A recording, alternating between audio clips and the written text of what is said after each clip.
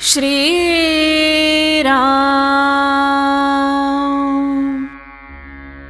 मायेच्या तावडीतून सुटण्यास नाम हेच साधन. परमेश्वराची भक्ती करावी, त्याचं नामस्मरण करावं असं पुष्कळ लोकांना मनातून फार वाटतं, पण काही ना काही कारणाने ते घडत नाही. असं का व्हावं? तर माया आड येते. मायेला बाजूला सारून भगवंतापर्यंत कसं पोहोचायचं? माया भगवंताच्या सावलीसारखी आहे. तिला सोडून तू ये असं त्याला म्हणणं म्हणजे तू येऊ नकोस असंच म्हणण्यासारखं आहे. कारण एखाद्या इसमाला तू ये पण तुझी सावली आणू नको असं म्हटलं तर कसं शक्य आहे? म्हणून माया ही राहणारच. आपण तिच्या तावडीतून सुटून भगवंतापर्यंत पोहोचायचं कसं हाच प्रश्न आहे. आणि या प्रश्नाचं उत्तर एकच: भगवंताचं नाम घेणं.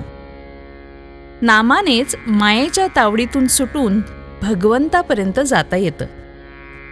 जसं व्यक्तीशिवाय सावलीला अस्तित्व नाही, तसं मायेला स्वतंत्र अस्तित्व नाही. तसंच तिला स्वतंत्र शक्तीही नाही, कारण व्यक्तीच्या हालचालीप्रमाणे तिची हालचाल होते. व्यक्ती न दिसली तर तिची सावली जशी दिसते, त्याप्रमाणे मायेचं अस्तित्व मात्र जाणवतं. मायेची सत्ता भगवंतावर नाही. एखादा इसम पूर्व दिशेला चाललाय तर त्याची सावली त्याच्या मागून त्याच दिशेने जाईल. त्या सावलीच्या मनात जर दिशा बदलून पश्चिमेकडे जाण्याचं आलं तर तिला ते शक्य नाही. तो मनुष्यच जर पश्चिमेकडे जाऊ लागला तरच तिला त्या दिशेकडे जाणं शक्य आहे. याचा अर्थ माया भगवंताच्या अधीन आहे. सर्व विश्व हे मायारूप आहे, म्हणजे ते परमेश्वराची छाया. याचा अर्थ या विश्वाला आधार परमेश्वरच आहे. आता या मायेच्या तावडीतून सुटून परमेश्वराकडे कसं जायचं? समजा एखाद्या इसमाला एका मोठ्या व्यक्तीला भेटायचंय, पण त्याच्याकडे सरळ जाणं शक्य नाही, कारण त्याच्या घराच्या दारावर रखवालदार, कुत्रे वगैरे आहेत. त्यांच्या तावडीतून सुटून गेलं तरच मालकाची भेट होणार. पण समजा मला अमक्या दिवशी येऊन भेटावं अशा मजकुराचं त्या मालकाच्या सहीचं पत्र जर असेल तर ते पत्र त्या रखवालदाराला दाखवताच तो त्याला बिनतक्रार आत सोडेल आणि मालकाची भेट होईल.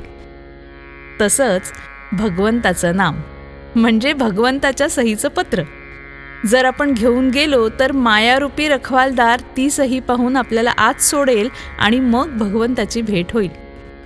म्हणून माया तरून जायला भगवंताचं नामस्मरण हाच रामबाण उपाय आहे. नामस्मरणात खूप तल्लीन व्हावं, देहाचा विसर पडावा.